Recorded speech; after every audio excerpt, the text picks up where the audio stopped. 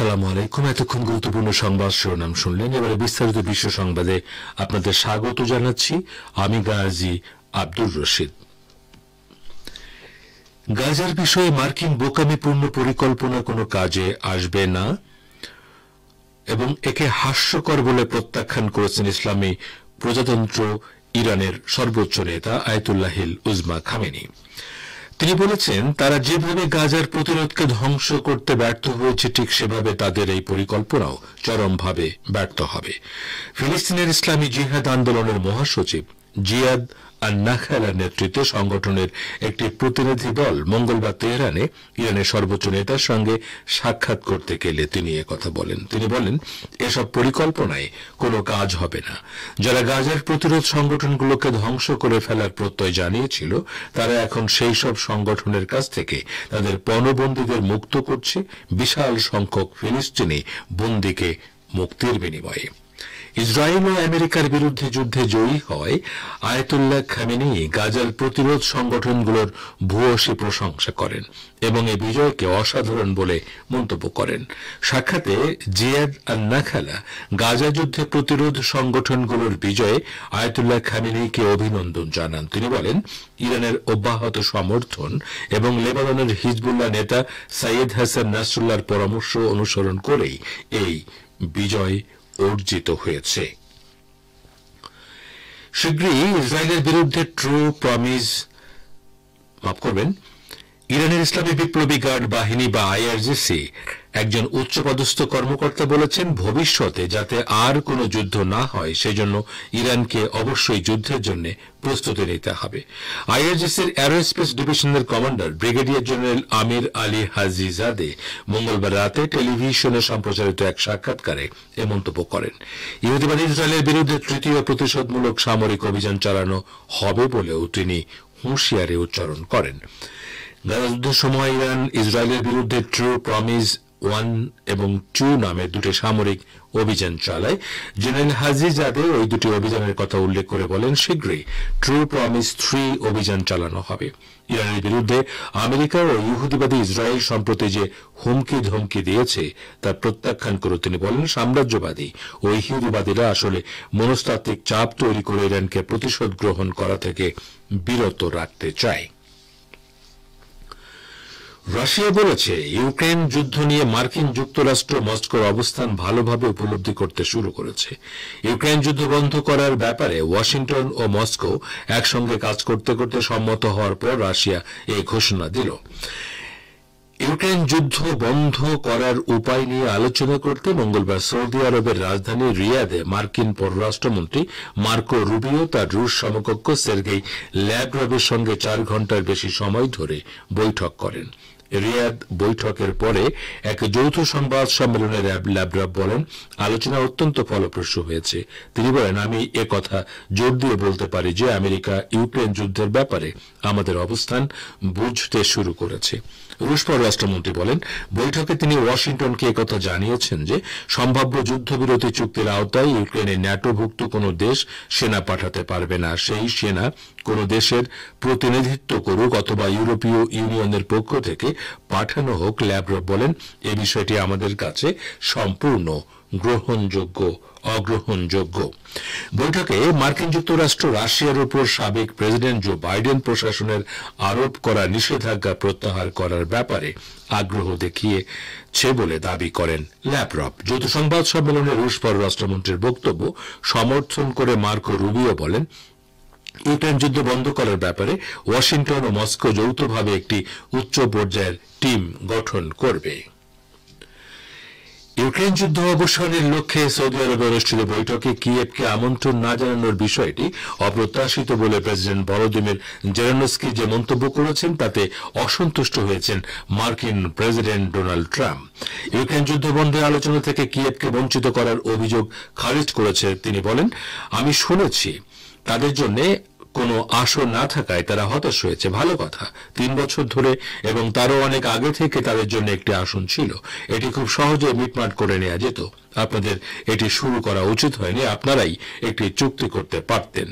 Florida অঙ্গরাজ্যের পাম বিচে নিজস্ব মালিকানাধীন মারে লাগো রিসোর্টে আয়োজিত সংবাদ সম্মেলনে ট্রাম্প বলেন, আমি ইউক্রেনের জন্য একটি চুক্তি করতে পারতাম, তাতে তাদের প্রায় সব ভূমি দেয়া হতো, সবকিছু, প্রায় সব ভূমি, আর কোনো মানুষ নিহত হতো না, কোনো শহর ধ্বংস হতো না। ট্রাম্প জানান, রাশিয়া কিছু করতে চায়, তারা এই হিংস্র বর্বরতা বন্ধ করতে চায়। আমার মনে হয় এই যুদ্ধের সমাপ্তি ঘটানোর ক্ষমতা আমার আছে। আপনারা বিশ্ব সংবাদ শুনছেন রেডিও তেহরান থেকে, আর প্রচারিত হচ্ছে বাংলাদেশ ও ভারতে শর্টওয়েভ 25 মিটার ব্যান্ডে, এছাড়া বিশ্বজুড়ে ইন্টারনেট ও স্যাটেলাইটে।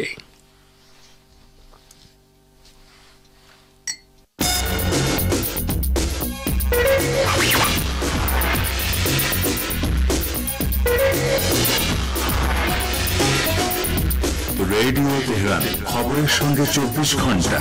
ভিজিট করুন আমাদের ওয়েবসাইট farstoday.ir/tn।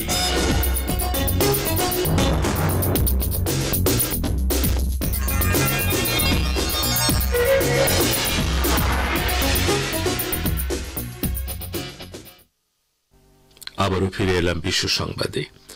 রাশিয়ার প্রেসিডেন্ট ভ্লাদিমির পুতিন এবং মার্কিন প্রেসিডেন্ট ডোনাল্ড ট্রাম্প চলতি মাসে পরস্পরের সঙ্গে সাক্ষাৎ করতে পারেন বলে ক্রেমলিনের মুখপাত্র দিমিত্রি পেসকভ জানিয়েছেন। আজ রাশিয়ার রাষ্ট্রায়ত্ত গণমাধ্যমে পেসকভ বলেছেন, সৌদি আরবের রাজধানী রিয়াদে গতকাল আমেরিকা ও রাশিয়ার মধ্যে অনুষ্ঠিত আলোচনা ইউক্রেনের যুদ্ধ নিয়ে একটি নিষ্পত্তিতে পৌঁছানোর দিকে খুবই গুরুত্বপূর্ণ একটি পদক্ষেপ। তিনি আরো বলেন, রাশিয়ার পররাষ্ট্রমন্ত্রী সের্গেই ল্যাভরভ গতকাল মার্কিন পররাষ্ট্রমন্ত্রী মার্কো রুবিওর সঙ্গে যে সমঝোতায় পৌঁছেছেন তার আলোকে কূটনীতিকদের এখন কাজ শুরু করতে হবে, কিন্তু এটি প্রথম পদক্ষেপ। স্বাভাবিকভাবেই একদিনে বা এক সপ্তাহে সবকিছু ঠিক করে ফেলা অসম্ভব, দীর্ঘ পথ পাড়ি দিতে হবে। প্রায় 3 বছর ধরে চলা ইউক্রেন যুদ্ধ বন্ধ করা নিয়ে প্রথমবারের মতো আমেরিকা ও রাশিয়ার কর্মকর্তারা রিয়াদে বৈঠক করেছেন। এই বৈঠকে ইউক্রেন বা ইউরোপের কোনো কর্মকর্তাকে আমন্ত্রণ জানানো হয়নি।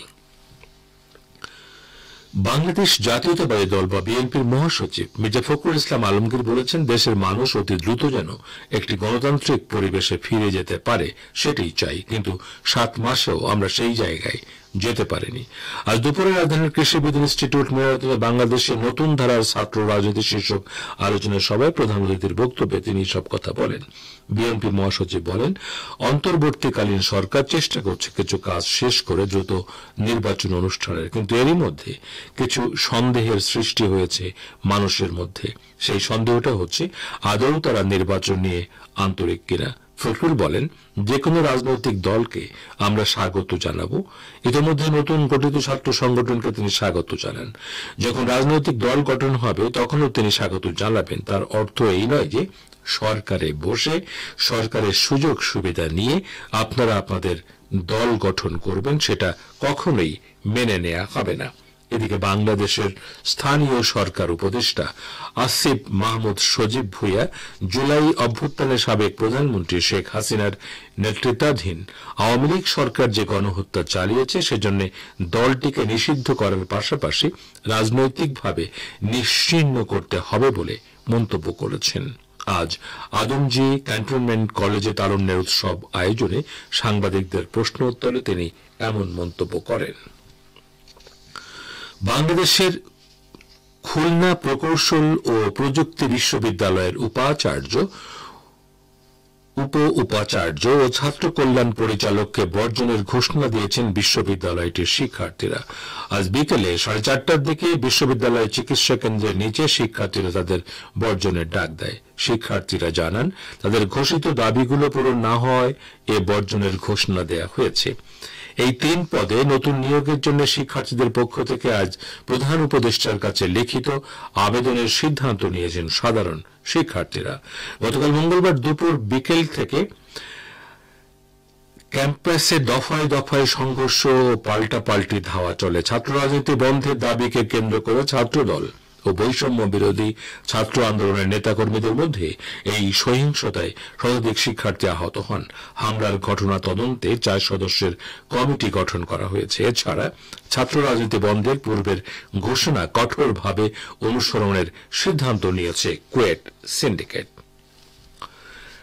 আমেরিকার পণ্যের উপর ভারত যে হারে শুল্ক বসায়, একই হারে ভারতীয় পণ্যের উপর শুল্ক বসিয়েছেন মার্কিন প্রেসিডেন্ট ডোনাল্ড ট্রাম্প।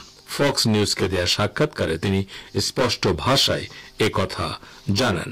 খবরে বলা হয়েছে, সম্প্রতি মোদী যুক্তরাষ্ট্র সফরে শুল্ক সংক্রান্ত বিষয়ে ট্রাম্পের সঙ্গে আলোচনা হয়। ওই বৈঠকে ট্রাম্প বলেন, নরেন্দ্র মোদী এসেছিলেন, আমি তাকে জানিয়ে দেই আমরা পাল্টা শুল্ক বসাবো, আপনারা যে হারে শুল্ক নেবেন আমরাও একই হারে নেব। তখন উনি না না বলতে শুরু করেন, জানান বিষয়টা ভালো লাগছে না, কিন্তু আমি জানিয়ে দিয়েছি আপনারা যা করছেন আমিও তাই করছি, সব দেশের ক্ষেত্রে একই নিয়ম। ট্রাম্প জানান, পৃথিবীর মধ্যে ভারতে আমেরিকার কাছ থেকে সবচেয়ে সর্বোচ্চ শুল্ক আদায় করে, বিশেষ করে গাড়ির উপর 100% পর্যন্ত শুল্ক নেওয়া হয়। এভাবে চললে ভারতের বাজারে ব্যবসা করা সম্ভব নয়। দেশটি আমেরিকার সঙ্গে অন্যায় করছে বলেও জানান ট্রাম্প। 15 মাসের ইসরায়েলি আগ্রাসনে বিধ্বস্ত গাজা পুনর্গঠন করতে প্রয়োজন হবে 5,000 কোটির বেশি মার্কিন ডলার। জাতিসংঘ, ইউরোপীয় ইউনিয়ন ও বিশ্ব ব্যাংকের এক যৌথ প্রতিবেদনে এই কথা বলা হয়েছে। বিশ্ব ব্যাংক, জাতিসংঘ ও ইইউ গতকাল খরচের এই হিসাব দিয়েছে। তাদের হিসাব মতে গাজায় ইসরায়েলের হামলায় 2023 সালের 8 অক্টোবর থেকে 2024 সালের 8 অক্টোবর পর্যন্ত 4,900 কোটি ডলারের ক্ষয়ক্ষতি হয়েছে। গবেষকরা হিসাব নিকাশ করে বলেছেন, গাজা পুনর্গঠনে এখন আগামী 10 বছরে 5,320 কোটি মার্কিন ডলার প্রয়োজন। এর মধ্যে কেবল প্রথম 3 বছরেই দরকার হতে পারে প্রায় 2,000 কোটি ডলার। প্রতিবেদনে বলা হয়েছে, এই বিপুল খরচ যোগাতে বেশ কিছু দাতা ও অন্যান্য আর্থিক উৎস ও প্রাইভেট খাতের সম্পদ থেকে তহবিল দরকার হবে। শ্রোতা বন্ধুরা, আমাদের নিউজ ডেস্কে এখনকার মতো এই ছিল সর্বশেষ খবর। এতক্ষণ আমাদের সাথে থাকার জন্য অনেক অনেক ধন্যবাদ।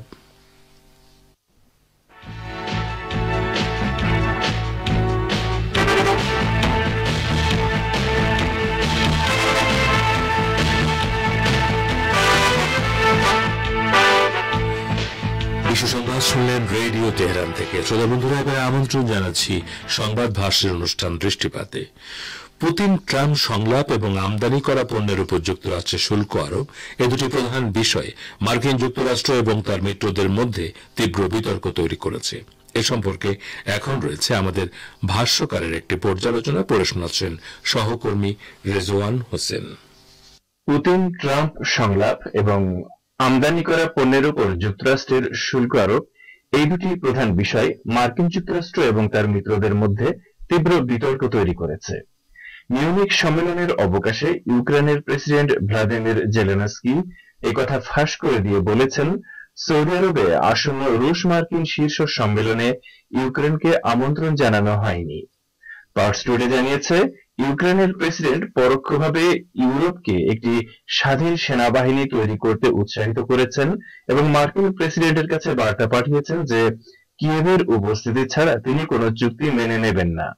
মিউনিক নিরাপত্তা সম্মেলনে জেলেনস্কি বলেন, আমেরিকা কখনোই আমাদের ন্যাটোতে যোগদানের বিষয়টি নিয়ে ভাবেনি, বরং তারা এই নিয়ে কেবলমাত্র লোক দেখানো কথাবার্তা বলেছে। তারা আসলে আমাদের ন্যাটোতে থাকতে দিতে চায়নি। এর আগে জার্মান প্রতিরক্ষা মন্ত্রী বরিস পিটসোরিয়াস পরোক্ষভাবে ইউক্রেনের এই নীতিকে সমর্থন করে বলেছিলেন, যদি ইউরোপীয় ইউনিয়নকে ইউক্রেন বিষয়ক শান্তি আলোচনা থেকে বাদ দেওয়া হয়, তাহলে ইউরোপ এবং মার্কিন যুক্তরাষ্ট্রের মধ্যে সম্পর্কের পরিবর্তন ঘটবে। ব্লুমবার্গ জানিয়েছে, ইউক্রেন যুদ্ধের অবসান নিয়ে আলোচনা করার জন্য এই মাসের শেষের দিকে দুই দেশের মধ্যে একটি শীর্ষ সম্মেলনের পথ তৈরি করতে আগামী সপ্তাহে সৌদি আরবে মার্কিন ও রাশিয়ার ঊর্ধ্বতন কর্মকর্তারা বৈঠক করবেন।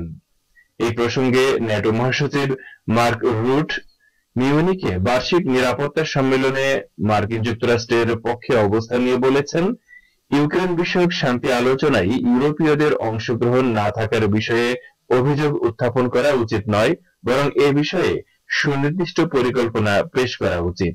এদিকে মার্কিন যুক্তরাষ্ট্র এবং ব্রিটেন বিপরীত অবস্থান নিয়েছে। মার্কিন প্রতিরক্ষা সচিব পিট হেগসেটও ন্যাটো সদস্য রাষ্ট্র এবং মিত্রদের প্রতিরক্ষা মন্ত্রীদের বৈঠকে খোলাখুলিভাবে বলেছেন, ইউরোপ এবং ইউক্রেন আর মার্কিন যুক্তরাষ্ট্রের কাছে অগ্রাধিকার পাচ্ছে না। তিনি ন্যাটোতে ইউক্রেনের সদস্যপদ লাভের সম্ভাবনা প্রত্যাখ্যান করেন এবং বলেন যে ইউক্রেনের পক্ষে 2014 সালের সীমান্তে ফিরে যাওয়া সম্ভব নয়। তবে ব্রিটিশ প্রধানমন্ত্রী কিয়ার স্টারমার মার্কিন যুক্তরাষ্ট্রের বিপরীত অবস্থান গ্রহণ করেছেন। তিনি ইউক্রেনের নিরাপত্তা নিশ্চিত করতে সেদেশের সামরিক বাহিনী পাঠানোর জন্য ব্রিটেনের প্রস্তুতির কথা ঘোষণা করেছেন। অন্যদিকে মার্কিন সরকারের আমদানিকৃত পণ্যের উপর শুল্ক আরোপের ফলে দেশটির মিত্রদের কাছ থেকে প্রতিক্রিয়া দেখা দিয়েছে। মিউনিখ নিরাপত্তা সম্মেলনের অবকাশে চ্যান্সেলর ওলাফ শুলজ বলেছেন, ইউরোপীয় অর্থনীতির ক্ষতি করে এমন যেকোনো পদক্ষেপের প্রতি তীব্র প্রতিক্রিয়া জানাতে আমরা যথেষ্ট দৃঢ়। ট্রাম্প বলেছেন যে তিনি 12 মার্চ থেকে মার্কিন যুক্তরাষ্ট্রে ইস্পাত ও অ্যালুমিনিয়াম আমদানির উপর 25% শুল্ক আরোপ করবেন এবং এপ্রিল মাসে গাড়ির উপর নতুন শুল্ক আরোপের পরিকল্পনা করছেন। বৃহস্পতিবার তিনি তার প্রশাসনকে অসংখ্য বাণিজ্য অংশীদার দেশগুলোর উপর শুল্ক আরোপের পরিকল্পনা তৈরির নির্দেশ দিয়েছেন, যেটাকে বাণিজ্য ক্ষেত্রে তার অনেক বড় পদক্ষেপ বলে মনে করা হচ্ছে। শুক্রবার মার্কিন ভাইস প্রেসিডেন্টের ভাষণের পর মিউনিখ নিরাপত্তা সম্মেলনের সভাপতি ক্রিস্টোফ হিউসগেন তার সমাপনী বক্তৃতায় বলেন, আমাদের নৈতিক মূল্যবোধ আর যুক্তরাষ্ট্রের মতো নাও থাকতে পারে। শুক্রবার ইউরোপীয় নেতাদের উদ্দেশ্যে মার্কিন ভাইস প্রেসিডেন্ট বলেন যে তাদের সবচেয়ে বড় নিরাপত্তা হুমকি রাশিয়া বা চীনের সামরিক আগ্রাসন নয়, বরং সমস্যা হচ্ছে সেসব দেশের বাক স্বাধীনতার দমন, যার মধ্যে রয়েছে অতি ডানপন্থী দলগুলোকে সরকারের প্রবেশে বাধা দেওয়ার প্রচেষ্টা।